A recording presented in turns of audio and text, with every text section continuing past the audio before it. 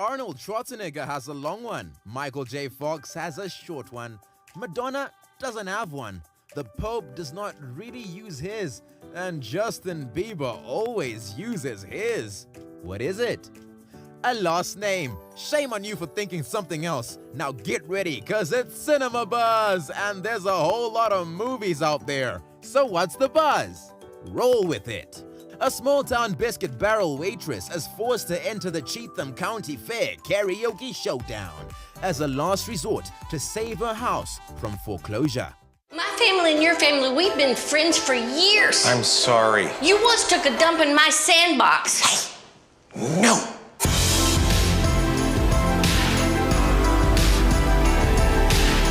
You can have that blow dryer for $5,000. There's the answer to your prayers right here. The story of the meteoric rise and catastrophic demise of the world's first smartphone, BlackBerry. Baby in the hands of every Fortune 500 executive you could find. We call them crackberries. Should Doug come with us, or? No. You want to be great, you need to sacrifice. And the more painful the sacrifice, the greater you'll be. It ain't over. It is the story of the hope of survival for two athletic teenagers, Alex Hamilton and Chance Logan, who were stricken with cancer. This emotional story deals with the complex realities of death and the fragility of life. Gentle, kind soul. He was loved by so many people in this country. Total respect for Yogi. A guy that everybody loved, not because he was cute and funny, it's because he was good and he was real. He was the most overlooked superstar in the history of baseball. Monica, a delicate and nuanced story of a fractured family. The story explores universal themes of abandonment, aging, acceptance, and redemption.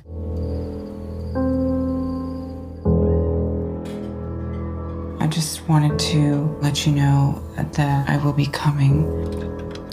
I'm gonna hit the road and I should be there in a couple of days. It's been a long time since I've seen them. Robots. Charles is a womanizer, while Elaine is a gold digger. The duo learn humanity when forced to team up and pursue robot doubles of themselves. It's different level. I'm glad you've met a nice young lady. I need you completely focused on getting her horizontal for me. Put yourself on deprogram now, C2. This Charles guy really wants to bang me, so he'll have to take over tomorrow, E2. Yes, Elaine? Just don't want the night to end. I feel the same way. C2, where are you? E2, pick up your phone. You know what? I like a good sci-fi flick myself. Catch you later.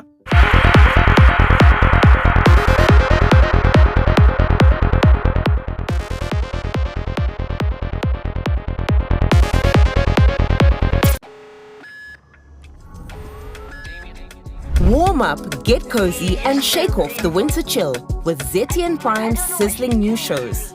First up, we visit tiny spaces and hang out with the little ones on Happy Sprouts. This latest addition to the ZTN Kids Block shows off talent and fun school events across Zimbabwe. Be sure to also catch more fun on Magic Adventures, The Crystal Dark, and Chi Chi Ping Ping Fantasy Adventure. The dynamic suspects of Zimbabwean comedy are back to better your evenings. Laugh out loud with family and friends on Timi Nechikwata. Security! Call security! This is a disaster! And our new game show, Game Changers Zimbabwe, refreshes your night viewing. Learn all about starting your business. With sharp contestants and a panel of celebrity executives, the show holds much for you. For $50,000, you have to have a game-changing idea. We are here asking for $50,000 in return of 30%.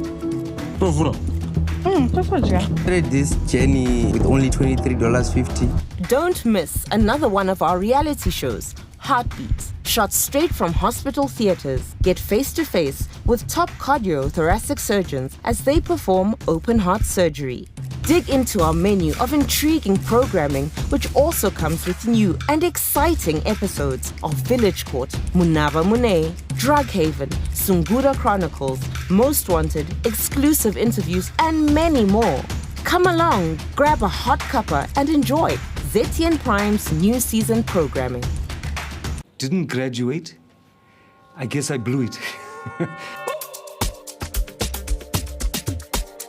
You couldn't advise him anything. He would just look at you and say, so who do you think you are? We were just like really spoilt. And then they just give me the receipt and I'd pay. The guy walks in one day and then he says that he wants to make a movie. He was blowing the money. There was just like this habit that he had where as soon as he got money, it was gone. I just didn't have the skills or the experience. This money, I could see it disappear so fast.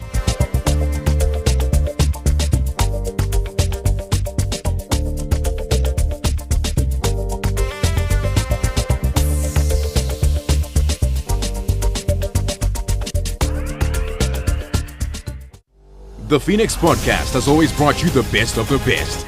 I missed on that blessing, but I also regained it in some way. In seasons 1 and 2, we introduced you to the industry's brightest stars, the ones at the top of their game, the creme de la creme. But season 3 promises to be even more exciting. We're bringing you even more fascinating guests, including the renowned farmer, Patrick Matadi.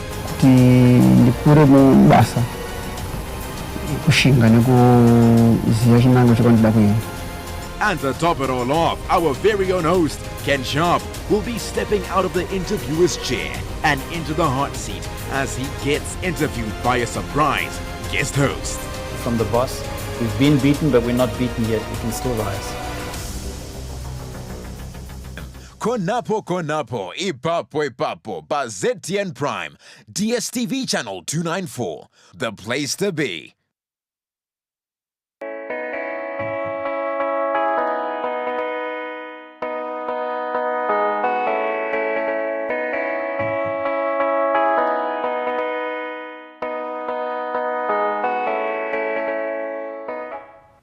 This is The Mint live on ZTN Prime, your sneak peek into the world of business, finance, and economies. I'm Iben Mabunda. Let's get started. Now, coming up, across Africa, the fusion of technology and finance is reshaping how people access, move, and grow money.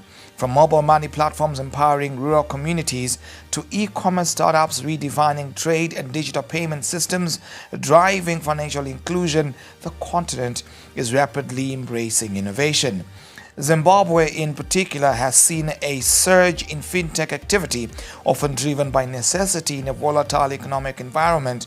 But now a new wave is rising, the integration of artificial intelligence. Today we explore the intersections of fintech, digital payments, mobile money, e-commerce and AI in Zimbabwe and in Africa with an expert here on The Mint. Now The Mint will be right back. Don't go anywhere.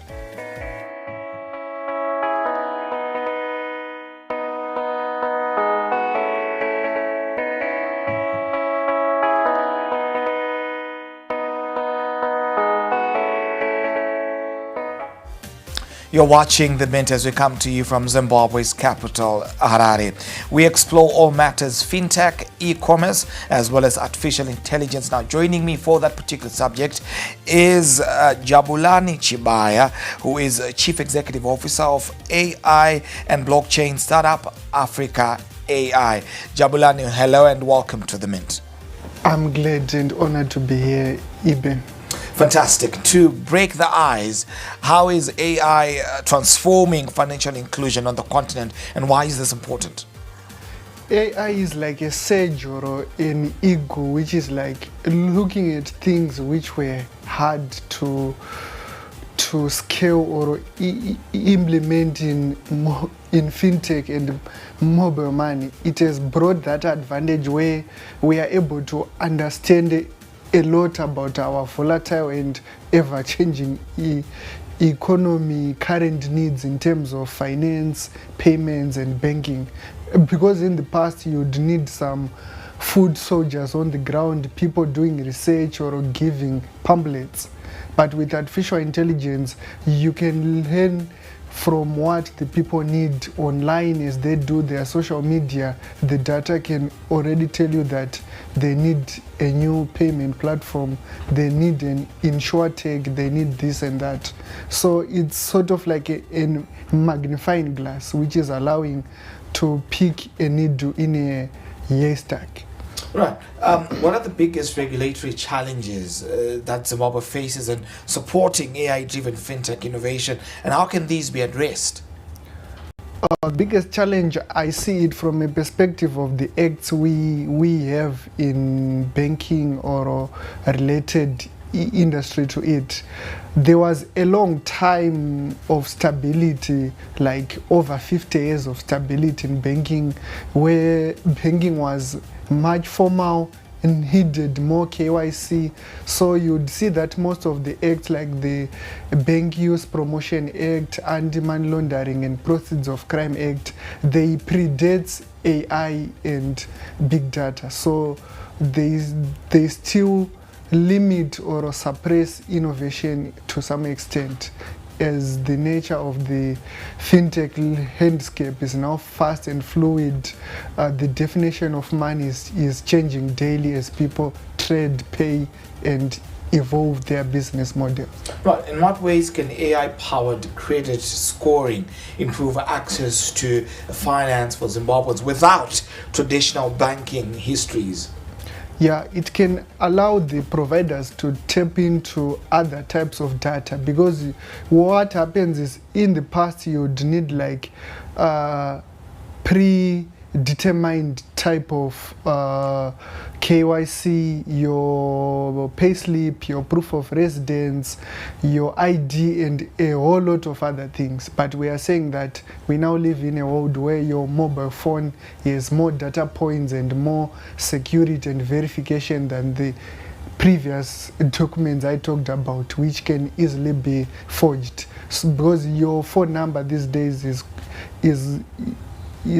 more like an all-encompassing link to your ID and many other things. Right. Much as this has brought some degree of simplicity in the way that we now transact in 2025, but there are also pitfalls that come with it. How does that work, or how does AI come in as a solution in bridging that gap?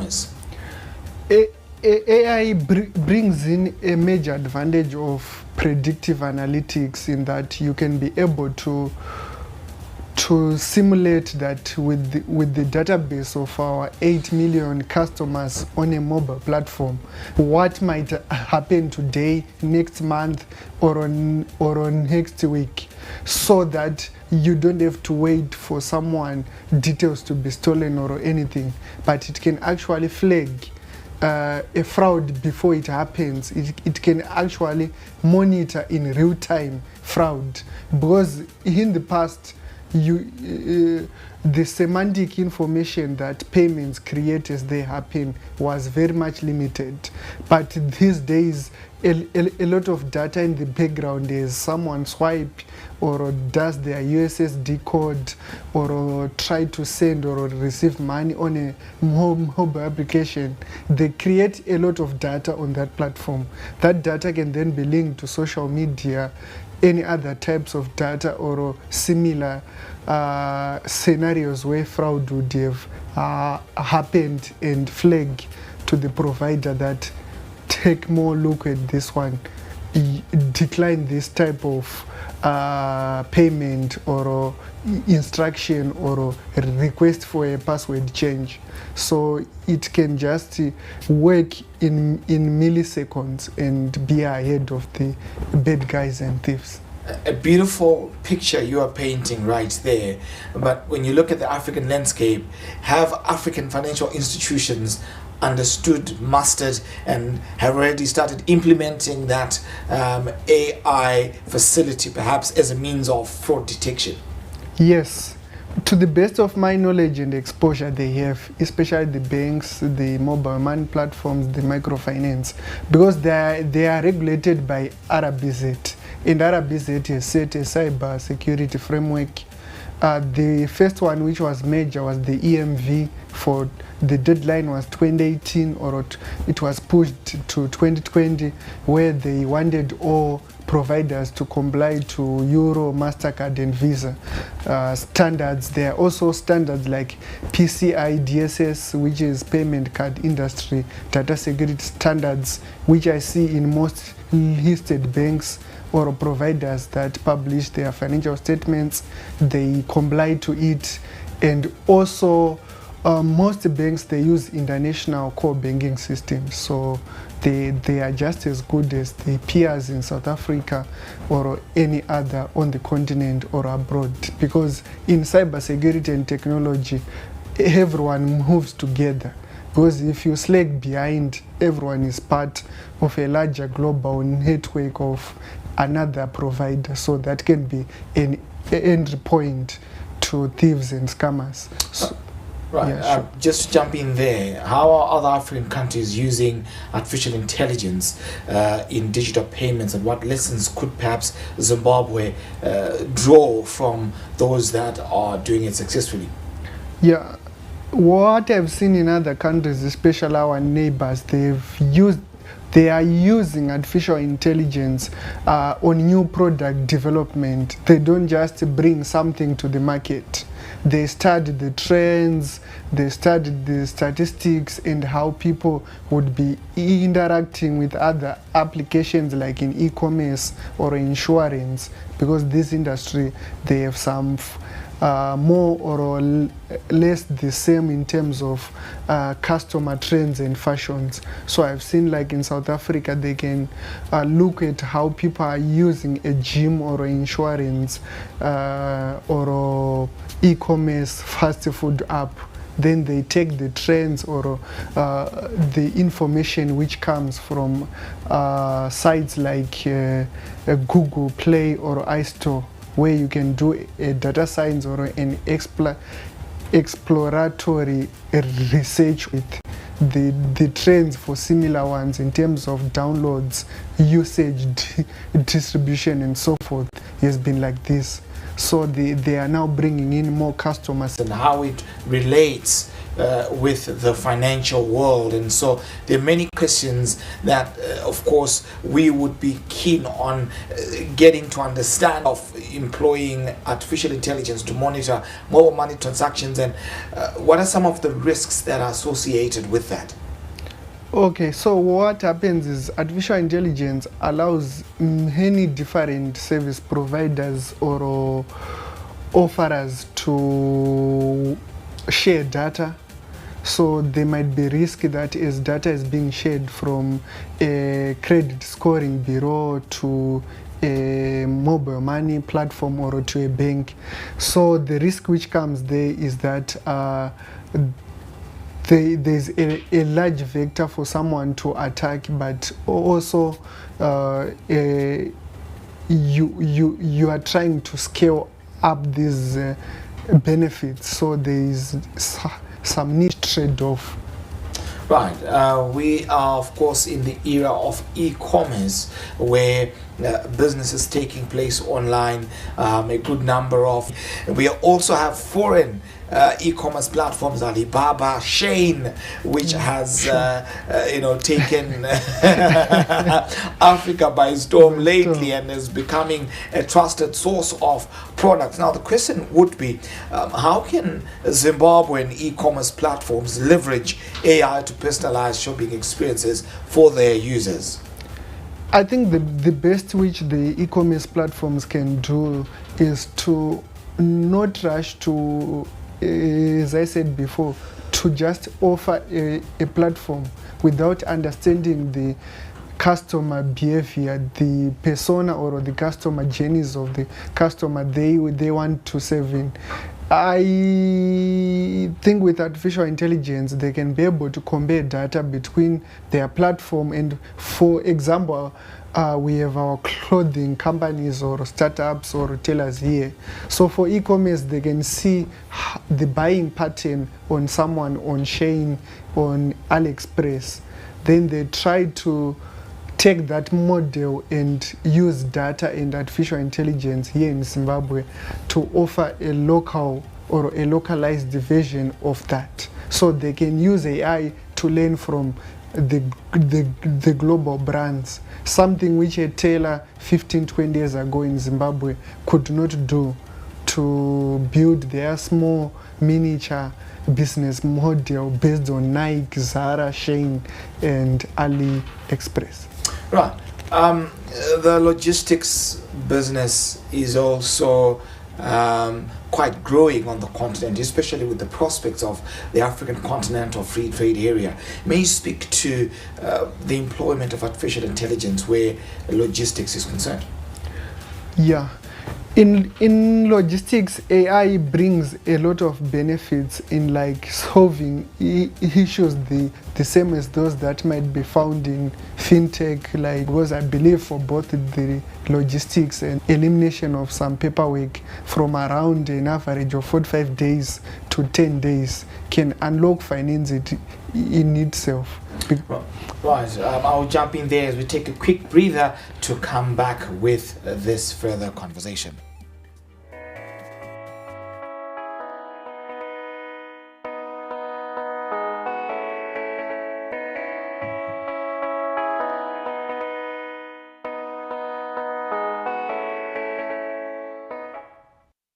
You're watching The Mint here on ZTN Prime as we explore all matters AI and how it relates with business, particularly where finance or fintech is concerned, as well as other sectors of trade here on the continent. And with me is Jabulani, where we are picking up from where we left off. Now, Jabu, picking up from where we left off, we spoke about logistics. Now, onto counterfeit products. Is there a way of employing artificial intelligence in identifying counterfeit products and services around the world?